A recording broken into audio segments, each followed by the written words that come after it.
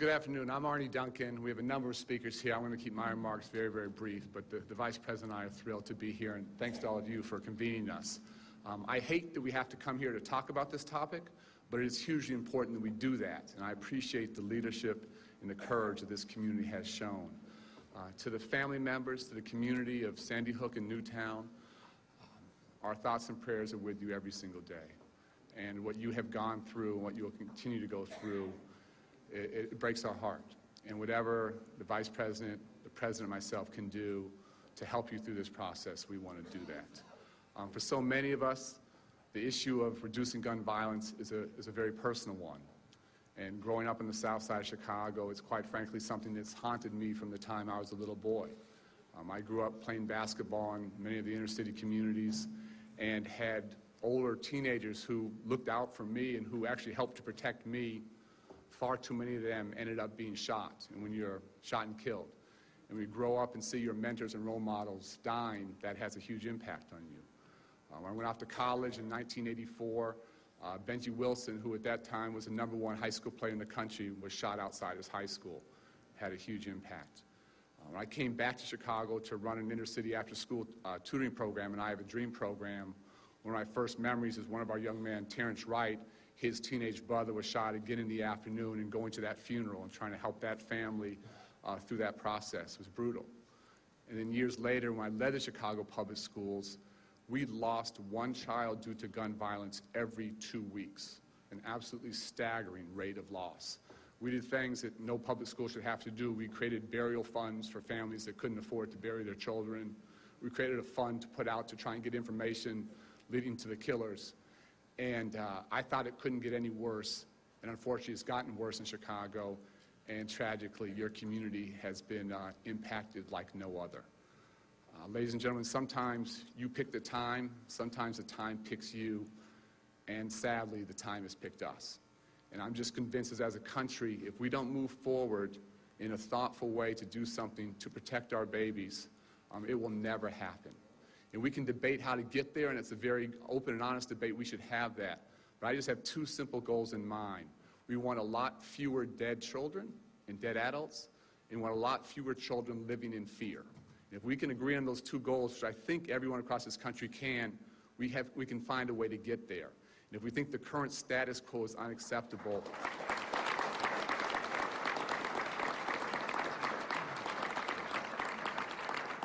and if we think the current status quo is acceptable, I just can't, I'll never accept that. For me, the status quo is untenable, and we have far too many children growing up living in fear. Behind my wall in my office in Chicago, I kept a picture that one of our teenagers had drawn for me. It's a picture of him as a fireman. And then his caption that he wrote on it was, "If I grow up, I want to be a fireman." And it's a really deep concept. And to think about what that means for so many of our young kids today who think about, if I grow up, and everything we're trying to preach to them about going to college and building careers and thinking long term, if you're just trying to survive, if you're living with that level of fear every single day, what does that do to you psychologically? What does that do in terms of your ability to think long term and plan for the future and not get caught up in the craziness? We need all of our children, whether it's in Newtown or South Side Chicago or in Colorado or wherever it might be, we need all of our children when I grow up and having that confidence. And we have to work together to get there. The Vice President walked through a number of things that we're proposing. We're open to other ideas. We're open to critique. But together, we have to act. We should have a great conversation. We should ask the hard questions. But together, our country, our children, our families deserve something better. We're going to try and provide as much leadership as we can. The leadership coming from the state has been extraordinary. We have to partner together. We have to find common ground. And if we do that, all of our babies, all of our children will grow up in a much, much better environment. I'll stop there. It's my honor to introduce someone I have tremendous respect for, the Mayor of Bridgeport, Mayor Finch. Mayor?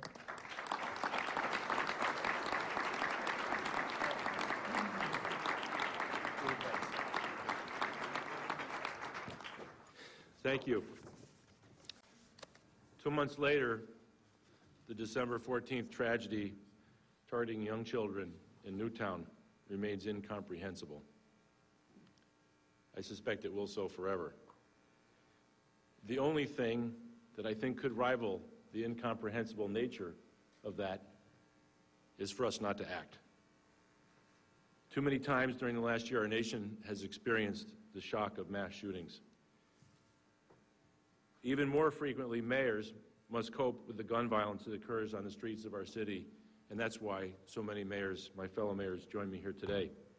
Every day, 50 children and teens are shot. Every day, 8 of them die. Every day in America, every year in America, 100,000 people are shot, and a third of them die. Mayors are tired of burying our young and tired of growing old, waiting for Congress to act. We all agree. I know we all agree. It's time for this senseless violence to stop. In Bridgeport, we're taking positive steps to end our violence. In just 6 weeks, we've taken almost 700 guns off the streets by buying them back.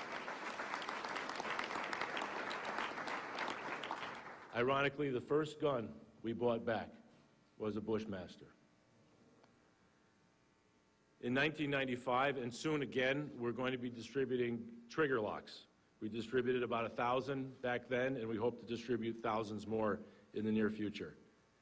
In the past year and a half, thanks to the President and thanks to you, Mr. Vice President, the stimulus funds have given us 50 new police officers in the city of Bridgeport, thanks to your support of the COPS program. We thank you for that.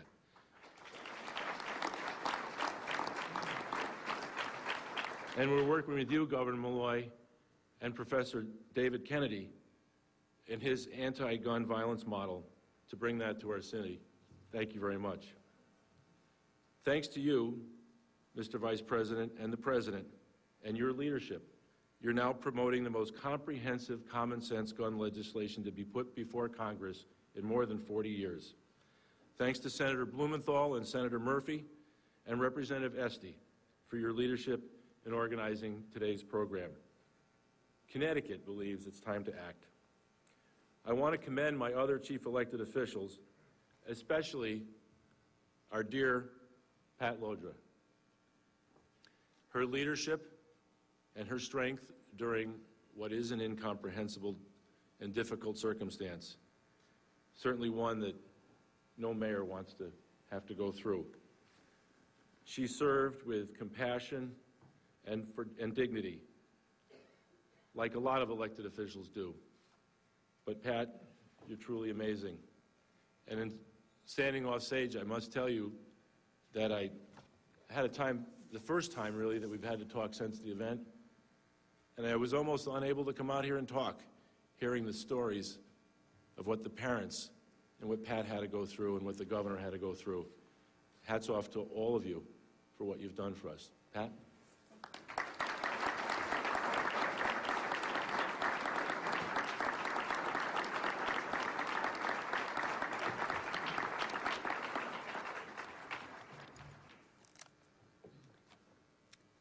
The events of December 14, 2012 galvanized the world's attention unlike any similar event in recent history.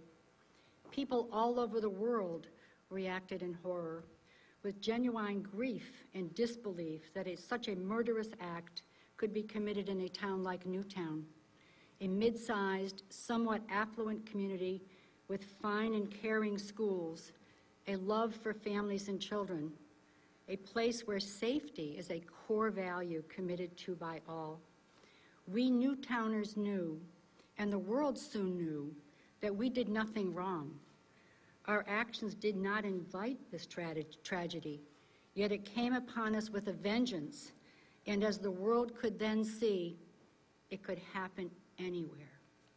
The cries of "never again" were soon heard loud and clear. Never again will we turn the other way after such a tragedy and not try to understand and mitigate those factors which contribute to violence. Never again will we accept the ideological posturing of those who would have us believe that the changes needed are too complex and too difficult to achieve. Never again will we look the other way. Thank you.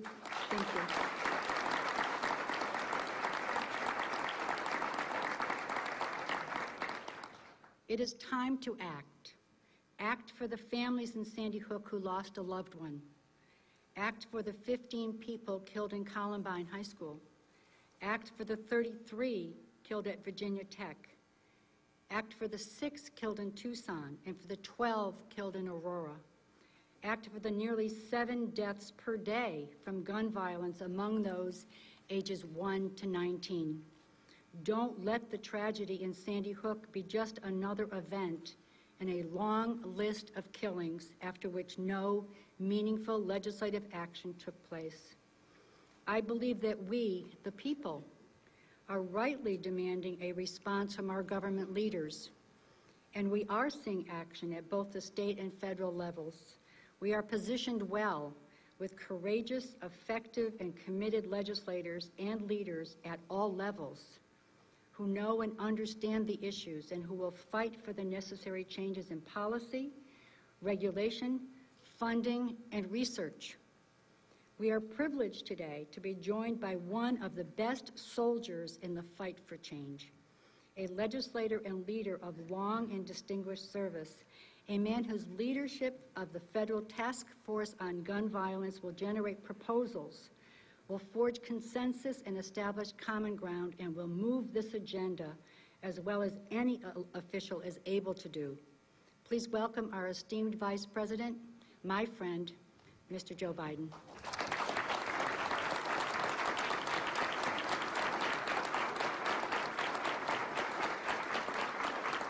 Thank you. Pat, thank you very much. Please, thank you. Thank you. Mr. President, thank you for the opportunity to allow Senators Blumenthal, Murphy, and Esty to host this conference, or this meeting here today. And I say to Dan, to Governor Malloy, Governor, would it be that every governor in the country acted as swiftly, decisively, and as courageously as you have? And I mean that sincerely. Dan and I have been meeting, the governor and I should say, the governor and I have been meeting from almost the week after this happened. He's been to Washington a number of times. But you know, I had a grandpop named Ambrose Finnegan. He used to say, you know, he used to say, what the hell's so funny about that?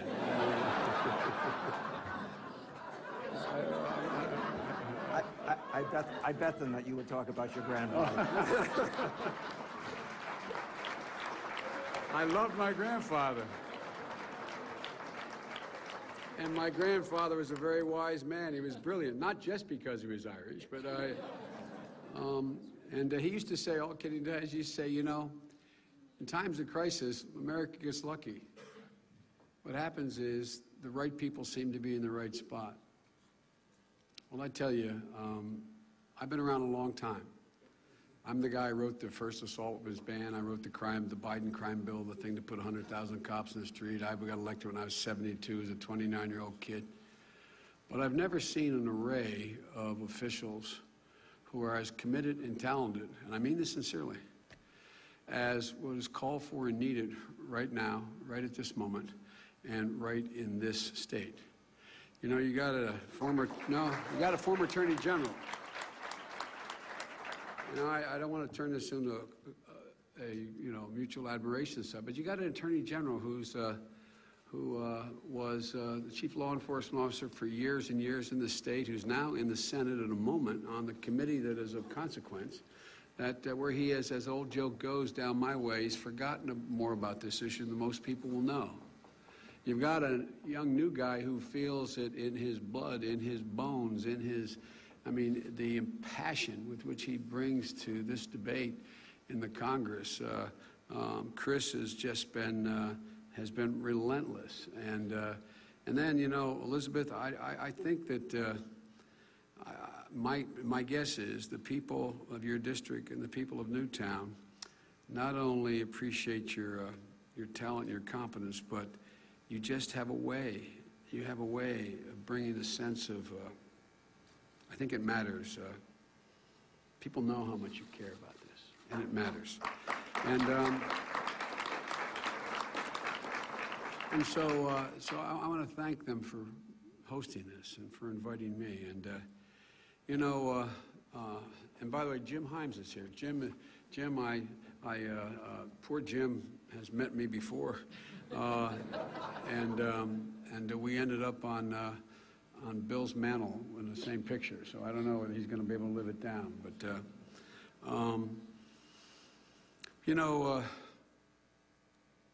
I say this, and I know there's a lot of press here, a lot of press. I say this with every ounce of sincerity that I can muster, that really the class of the field in our administration is the guy you just heard from, Arnie Duncan. He's a guy who's taken this job as a Secretary of Education with an absolute commitment and passion to education and protecting kids.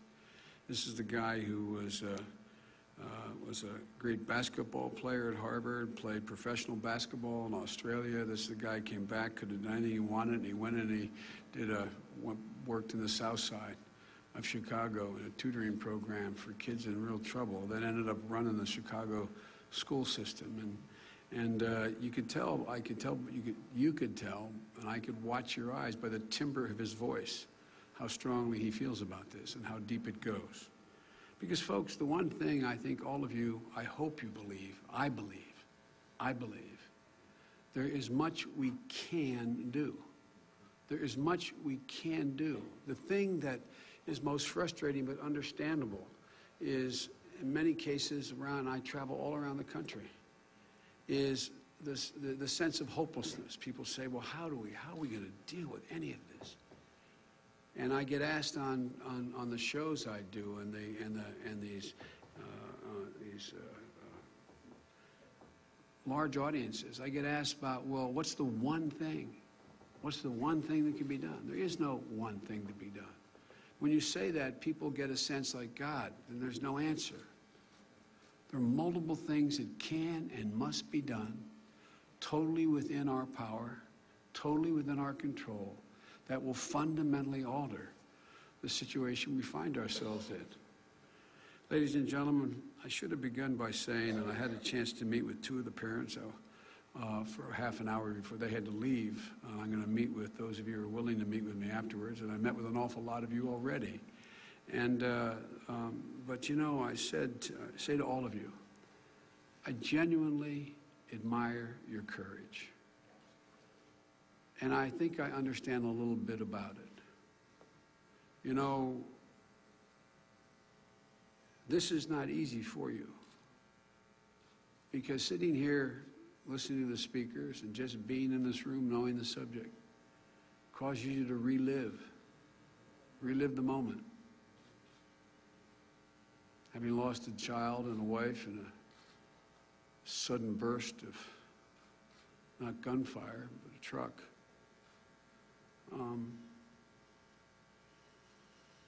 You have a hell of a lot more courage than I had. And we owe you a debt of gratitude for being willing to stay in the ring. You know, so I say to all of you, once again, my heart goes out to you. I deeply admire your courage. And quite frankly, having tried it myself, I can't imagine how you did it. I didn't have the courage to do what you're doing. I can't imagine it. But there's one thing I can imagine. I can imagine how we will be judged as a society if we do nothing. I can imagine that.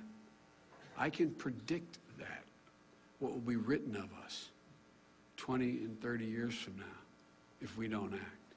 When I think about all the courage you've shown, it's not too much to ask the political establishment in this country, the members of Congress, Democrats and Republicans, state legislators, governors, to show some political courage too. You know?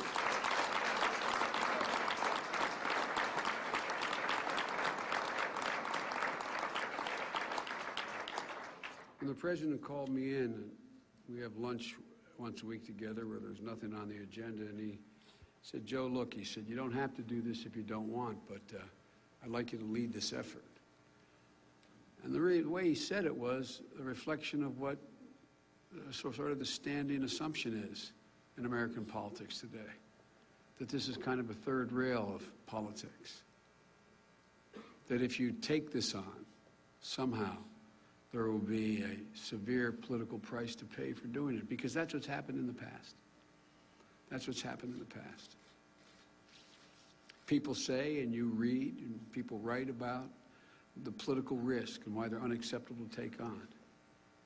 I say it's unacceptable not to take these on. It's just simply unacceptable. It is not something we cannot fail to do. So I say,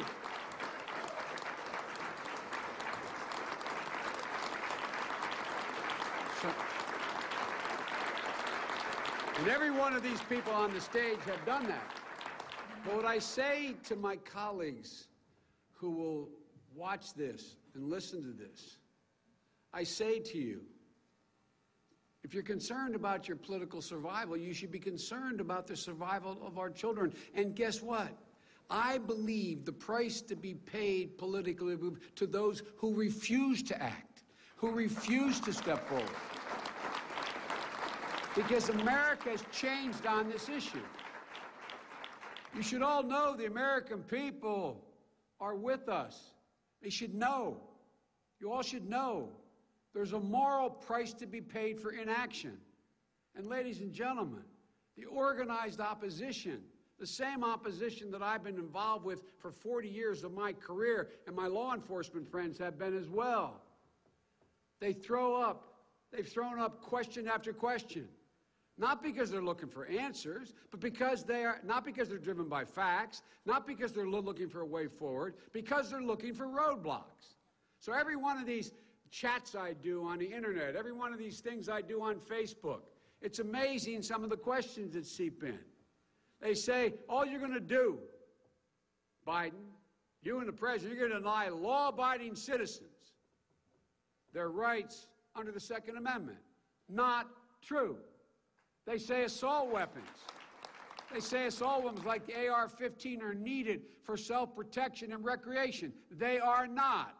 There's plenty of ways you can protect yourself and recreate without an AR-15. They say it isn't about guns. They're wrong. It is about guns.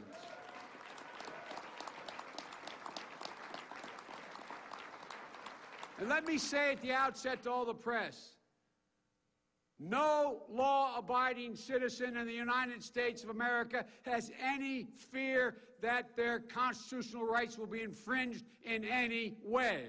None. Zero. Look, common sense facts are these assault weapons are unnecessary and dangerous weapons that put our law enforcement personnel at risk. You guys know a lot of departments around the country. I've been working with the police agency for 35 years. I'm going to say something outrageous. You had no better friend over the last 35 years than me. And what do I hear from you all? I hear from one community to another. You're being outgunned. They're being outgunned. It's not just about protecting the community. It's about protecting the people who protect the community as well. Look. Then I hear them say, well, it's about our culture. The facts are our culture's not killing 25 people today. It's weapons with high-capacity magazines. It's criminals who get guns without going through a background check. I also get told, they say there are too many of these weapons out there already, so why do anything about putting more out? The ban will have no effect. That's certainly no argument to continue to proliferate weapons we don't think are healthy in society. For the president and me, it's a simple proposition. Tragically highlighted what happened in Newtown. We can't remain silent. We have to speak for all those voices. We have to speak for those 20 beautiful children who died 69 days ago, 12 miles from here.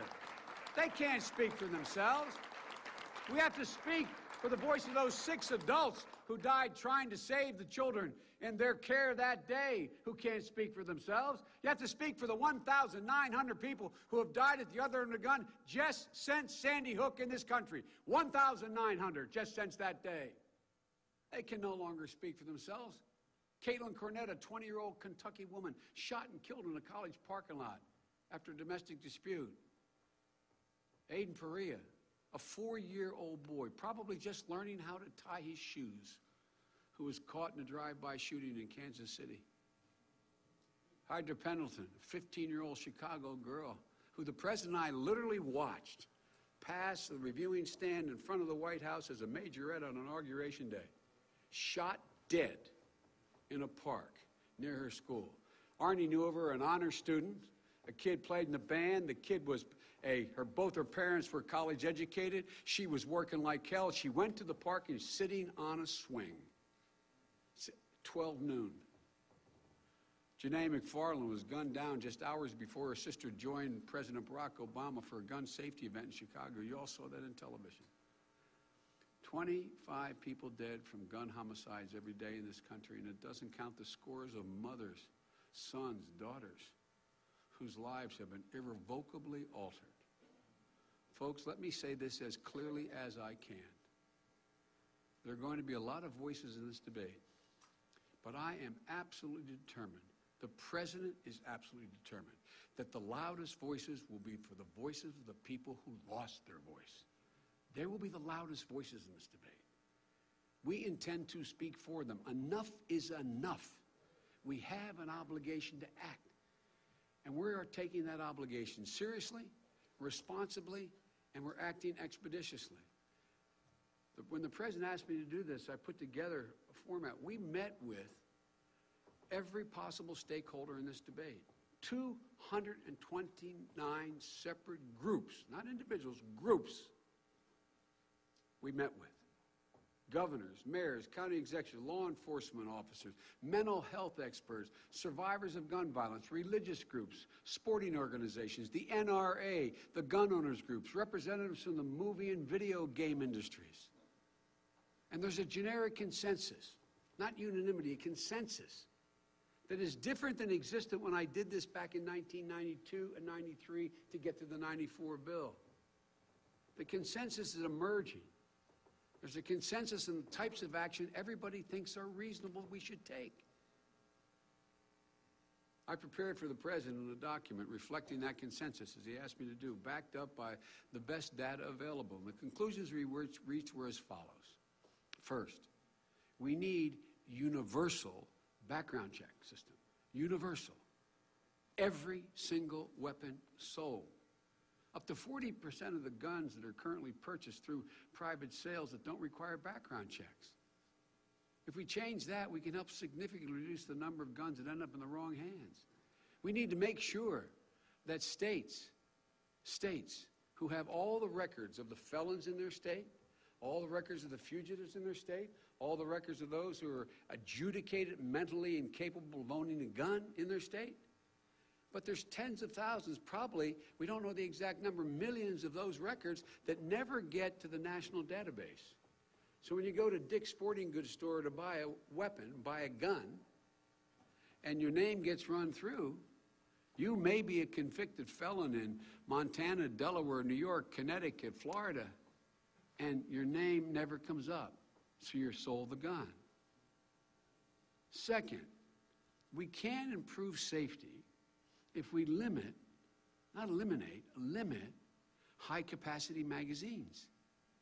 Mark Kelly, a friend of mine, Gabby Gifford's husband, pointed out that if the shooter in Tucson had a 10-round magazine instead of a 30-round magazine, little granddaughter of a friend of mine from Wilmington, Delaware, who used to manage the Philadelphia Phillies, she'd be alive today.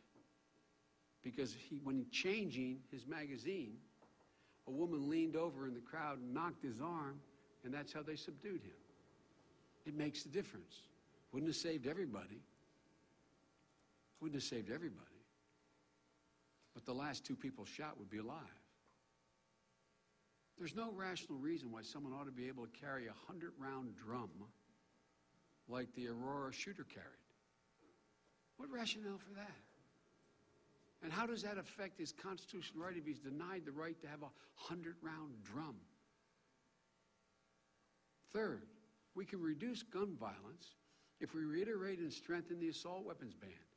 Cops are being outgunned. 37% of police agencies, people on the front lines, reported in a report in 2010 survey that they did that they saw an increase in the criminal use of assault weapons after the ban expired in 2004.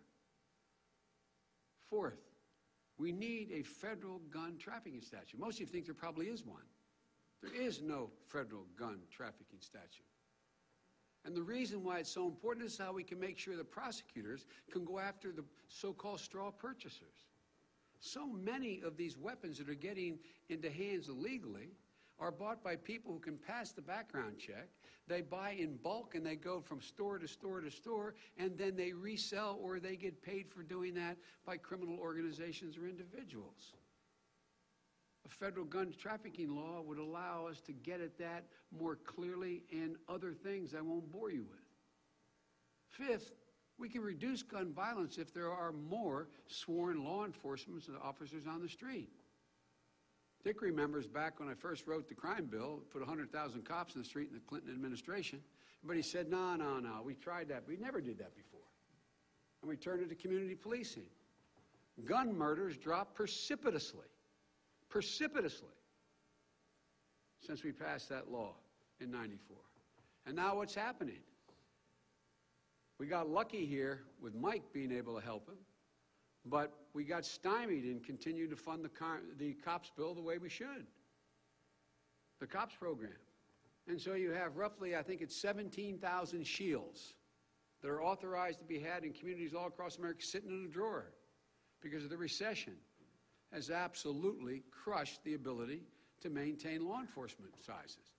In cities like Camden, New Jersey, they're basically eliminating their police department. Flint, Michigan, significant cuts. So we call for funding back those 15,000 law enforcement officers who lost their job because of the recession in the name of public health and public interest. Sixth, we should encourage, not prevent, serious research on gun violence. You say, well, don't you do that already, Joe? After, when we passed, in order to get the legislation passed in '94 that I had written, we had to agree that it had to be reauthorized in 10 years, along with the Violence Against Women Act, which they're holding up now, which I wrote, which baffles me, but anyway. And so, 2004, in the last administration, they decided not to try to reauthorize it. We didn't have votes to reauthorize it. A little known fact went along with now eliminating the magazine limits and the assault and ban and a few other things. They began to attach what we call in the parlance of Washington, the Congress, riders to appropriations bills, explicitly preventing the federal agencies with the expertise from being able to keep any records on gun violence and study gun violence. So the CDC down in Atlanta, Georgia, is prohibited by law until the president acted with executive order to do studies on gun violence. The National Institutes of Health are not able to do them. It reminded me, and excuse me for elongating this, it reminded me when I was a young senator in '73 as a 30-year-old kid. My state was a big auto producer, and I remember the chairman of the board of the major auto companies wanted to come to see me, and I was very flattered. And I found out that what they wanted to do is they wanted to keep a ban on the National Highway Safety Council from being able to keep records on auto fatalities. I couldn't quite figure that one out. Ralph Nader had just written a book in '69 called Unsafe at Any Speed. Well, guess why? I didn't agree, fortunately, and the ban was lifted, and guess what you found out? They found out everybody thought people died because they got thrown through, passengers because they got thrown through the front windshield and thrown out of the car. They died because they hit their heads on the post and fractured their skulls. And what did that mean? It means that we came along and said, you got to have a shoulder restraint. That costs money. Everybody didn't realize until you did the studies that the vast majority of people dying in the driver's seat were impaled by the steering column. Cost money, but we did it. Said you have to have one that can collapse. And the list goes on. There's a reason why they didn't want us to be able to have all those facts. Why do you think the NRA doesn't want us having all be able to study these issues? Ladies and gentlemen, this includes getting serious studies done on what effect, if any, violent video games and media have on childhood development and behavior. We don't have any hard studies. We can't make a judgment, and there may be none. But in an informed society, we shouldn't be afraid of the facts. The seventh thing we should do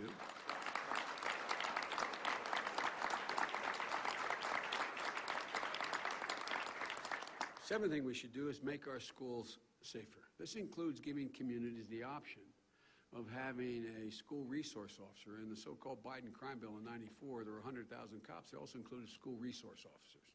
And you could apply in a community to have a law enforcement, a sworn shield, not a rent-a-cop, as they say, in your school.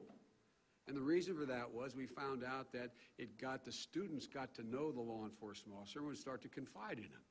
They'd say, you know, by the way, there's going to be a drug deal going down after school, or this is going to happen, because kids don't want to have to go to the principal or go to the teachers to say those things. Well, they're not around anymore. So what we did this time was, the President and I are proposing to begin funding school resource officers, but if a community decides it rather would have, instead of a shield in the hallway or in the gymnasium, would rather hire a school psychologist or an extra counselor, they should have the option to do that with the same money we're providing.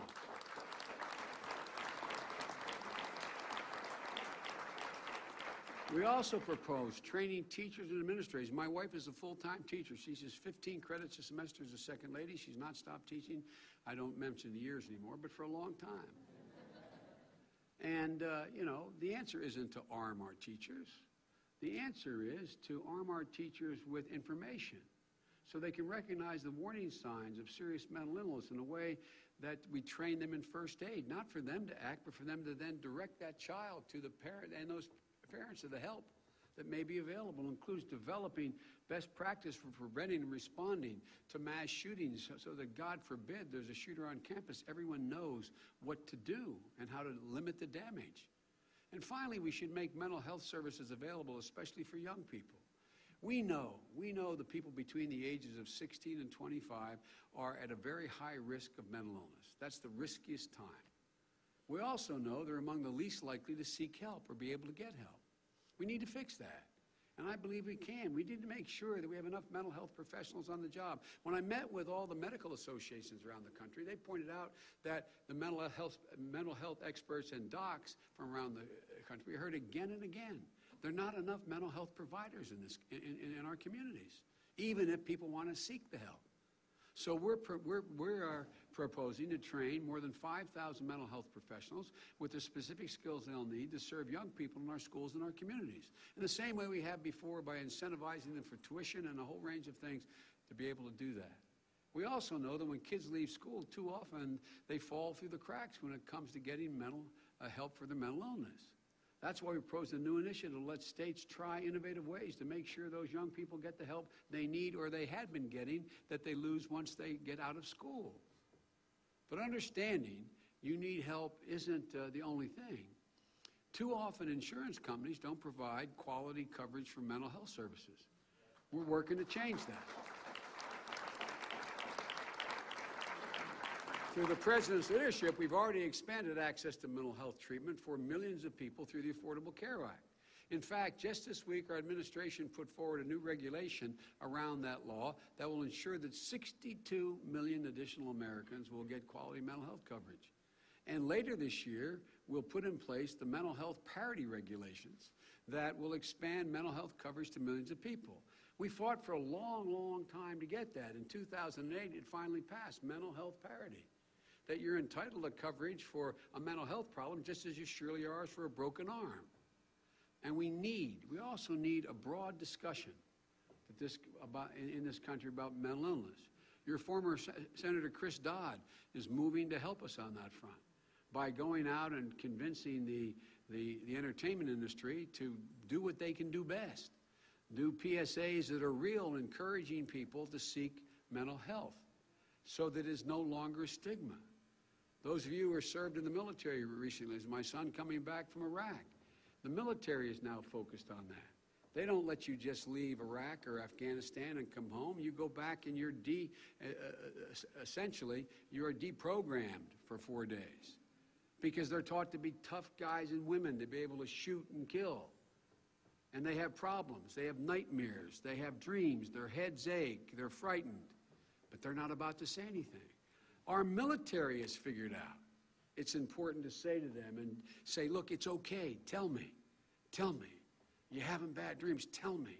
Are you frightened? Tell me.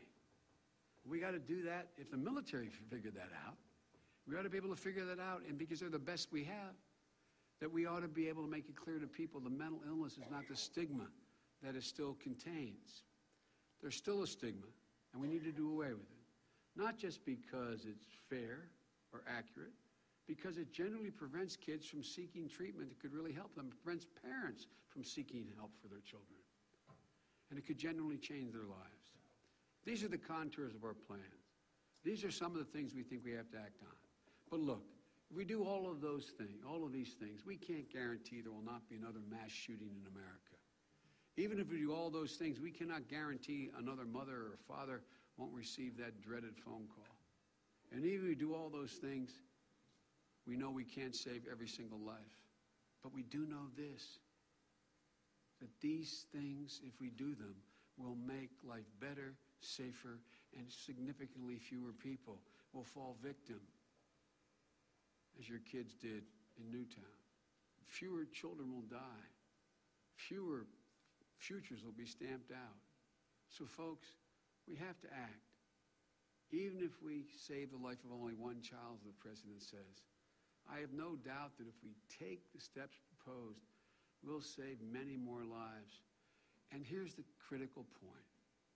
Without infringing on anyone's constitutional right under the Second Amendment, without infringing on anyone's constitutional right. And ladies and gentlemen, this time around, if you look at the polling data, the vast majority of the American people are with us. They know we have to act, and they're prepared. It's time. So with the grace of God and the goodwill of the neighbors, we ought to get this done, because now is the time to act. Thank you very, very much.